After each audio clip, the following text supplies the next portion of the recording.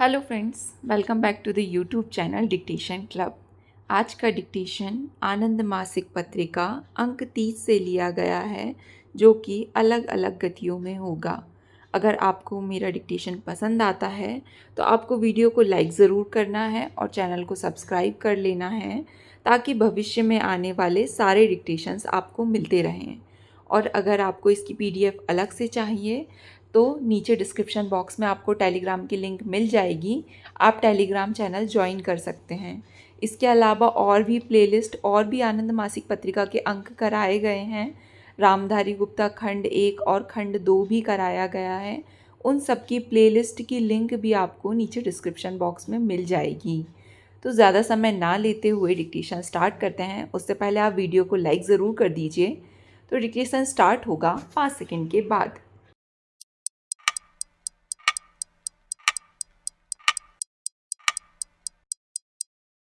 Start.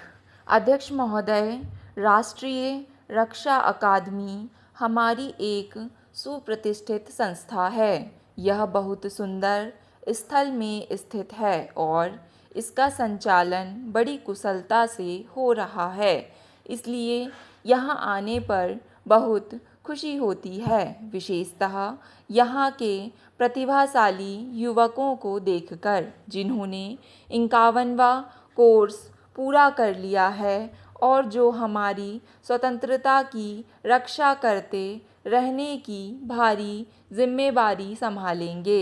अकादमी में प्रवेश पा सकना एक श्लाघनीय अवसर है। इसके लिए कड़ी प्रतियोगिता करनी होती है। यहाँ आकर आपको यह मौका मिलता है कि आप अपनी शारीरिक मजबूती, जोखिम से जूझने की क्षमता, मानसिक सजगता आदि नमनीयता विकसित कर सकें तथा सैनिक व्यूहरचना और तकनीकी की बारीकियों को हृदयंगम कर सकें।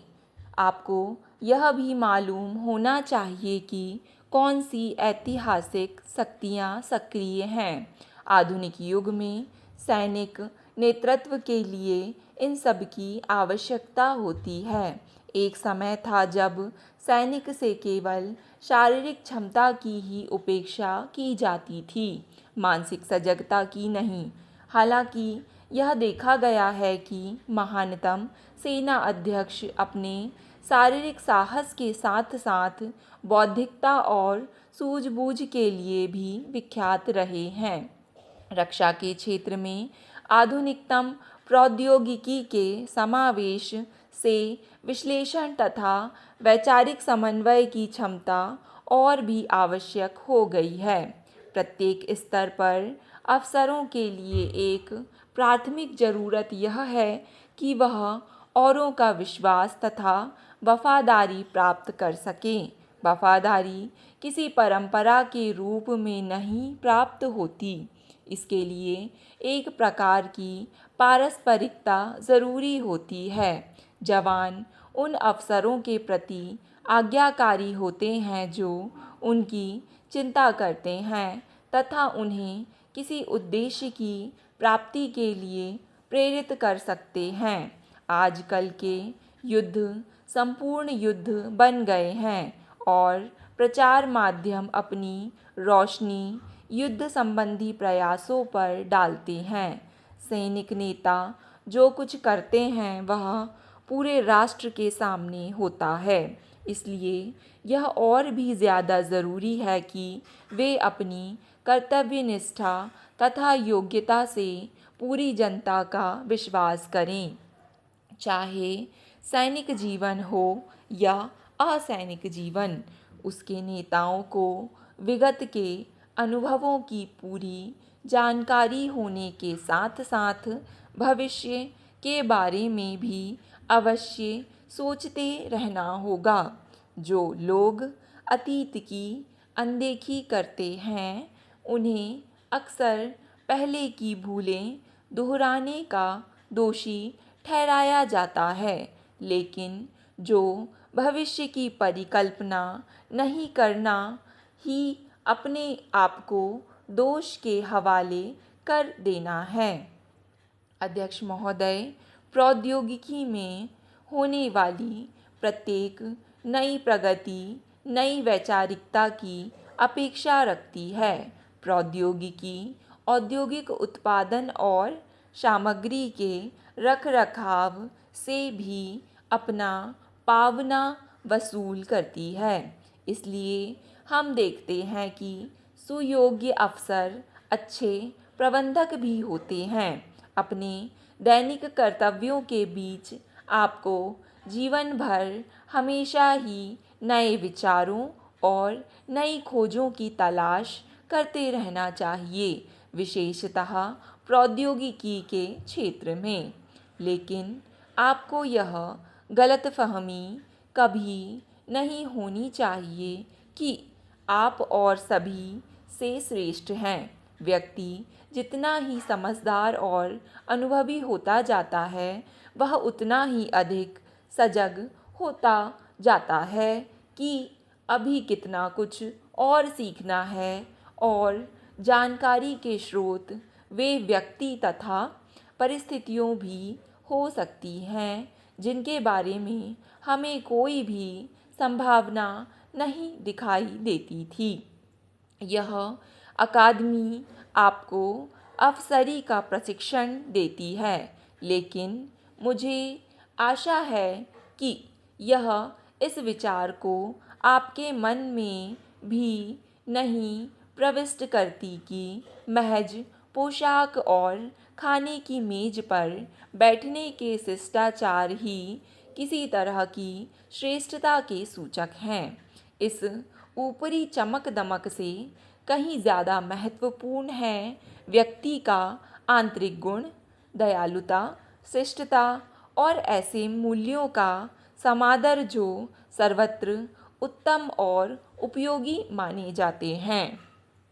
भारतीय सभ्यता जिस समय अस्तित्व में आई, उस समय अन्य सभ्यताओं का उदय नहीं हुआ था और इस देश की सभ्यता आज भी प्रायः टूट रूप में विद्यमान है।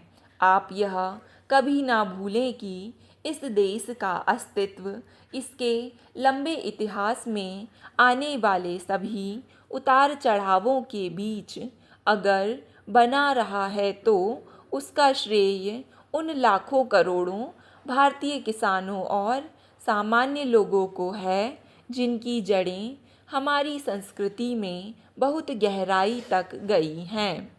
वे हमारी स्वतंत्रता की लड़ाई की रीढ़ रहे हैं और नया भारत उन्हीं के आधार पर समृद्ध बनेगा।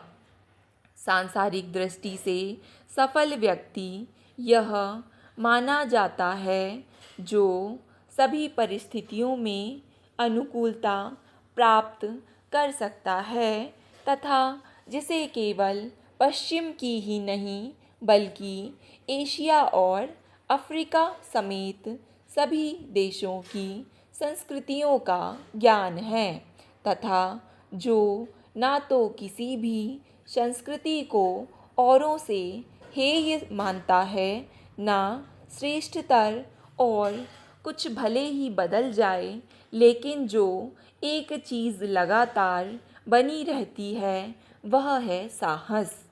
मेरे पिताजी ने मुझे लिखा था, बहादुर बनो और शेष सब कुछ तुम्हें स्वतः मिल जाएगा। साहस ही अन्य सभी गुणों की नींव है। प्रिय मुख्यमंत्रियों, अर्थव्यवस्था का पुनर्जीवन हमारी सामूहिक प्राथमिकता होनी चाहिए। केंद्र तथा राज्य सरकारों को मिलकर सार्वजनिक तथा निजी दोनों में निवेश के संकट को, जो कि अर्थव्यवस्था में उभर गया है, को समाप्त करने के लिए कदम उठाने चाहिए। इसको केंद्र अवसंरचनात्मक विकास के बड़े पैमाने पर सार्वजनिक निवेश को सुप्रवाही करेगा।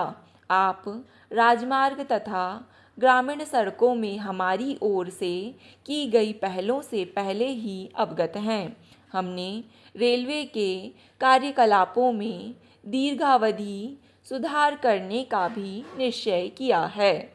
हमने अगले 5 वर्षों में खर्च करने के लिए 17,000 करोड़ रुपए की राशि की एक रेलवे सुरक्षा निधि की घोषणा की है। हम शीघ्र ही बहुत सी परियोजनाओं को जल्दी ही पूरा करने के लिए एक प्रमुख निवेश पैकेज जारी करने जा रहे हैं।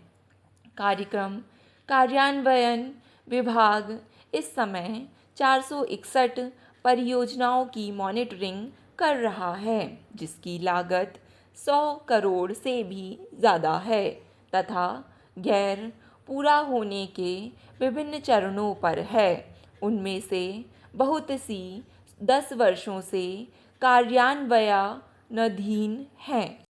डिक्टेशन पसंद आए तो वीडियो को लाइक तथा चैनल को सब्सक्राइब ज़रूर करें। धन्यवाद।